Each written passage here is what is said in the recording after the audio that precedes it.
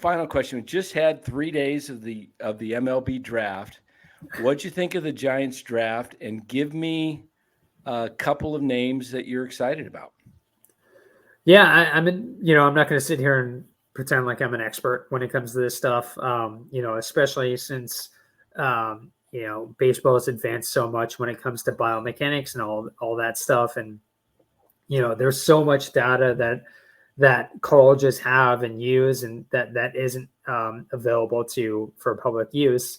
But with all that kind of being said, it seems like most outlets consider that the Giants did really well in the draft, especially going with the top end talent in the first and second rounds, getting Bryce Eldridge, who's a two-way player for now, and then Walker Barton, who is a really good hitter and probably going to have to move off of shortstop, but has the arm to play third base, and then getting Joe Whitman, who I really like. I saw a little bit of him just by watching college baseball games throughout the year. Good fastball, good slider. Changeup needs to develop more. Good command, strike thrower. So I think they did well in that regard. Awesome. In terms of guys who kind of outside of those three that kind of stand out, there was a guy that they drafted in the 5th round, and I'm blanking on what college it was, but his name's Quinn McDaniel. Oh, from Maine, yeah. Maine, yeah, and I don't know. I want to make sure I'm getting the name and the person right. I think he's a right-handed hitter. Second baseman. Second baseman, yeah. Second base. The fact that he's drafted as a second baseman probably means that he's a second baseman and not like a middle infielder you can move around. But I don't know, just seeing all the video that I could see and reading as much as I could about him, I like the contact skills. I liked how he maximized his power. Really found ways to get good lift on the ball, used all fields. I don't know. I don't know if anything comes from that, but I just kind of like what I saw. And then I know a guy that they drafted on day 3, Jack Payton out of Louisville. Yeah, Louisville. Yeah, the catcher. Yeah, the catcher. He was pretty well regarded in the draft and slid for one reason or another. I know there's questions as to whether sign him. There's that too. There are questions as to whether he'll stick a catcher or not. I'm not sure.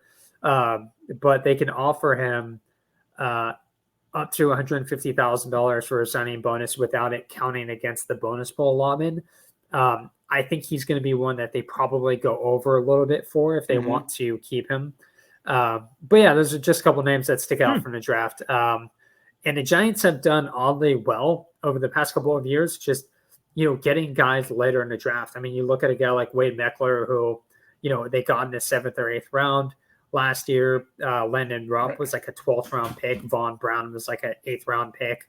I mean, I think they've done well in the later rounds for one reason. Yeah, Mason Black was a late pick too. I think 10th or somewhere. 3rd round. Was he 3rd round? I think he was the 3rd round in 2021. Oh, okay. I was thinking he was later, but yeah, this particular draft, they loaded up with 3 shortstops in the first 5 picks, but the kid they got from Tennessee, Maui Ahuna, was supposed to be, according to Kyle Haynes, maybe the best defensive player in the draft. They really love his glove, and they think they can get his hitting. He's a left-handed hitter. Maybe he becomes another Brandon Crawford type. I mean, he played at a SEC school. Tennessee's a pretty top, team, and he was shortstop there for a couple of years. It's interesting because a lot of these guys have a really great year and then they kind of fall back. And, we were on doing a live show and we were kind of like all guessing who they were going to take. And I was thinking, go for the kid, go for the center fielder in Vanderbilt, the speed. Yeah. That was the guy I was hoping, because I thought, he's probably ready in a year or two.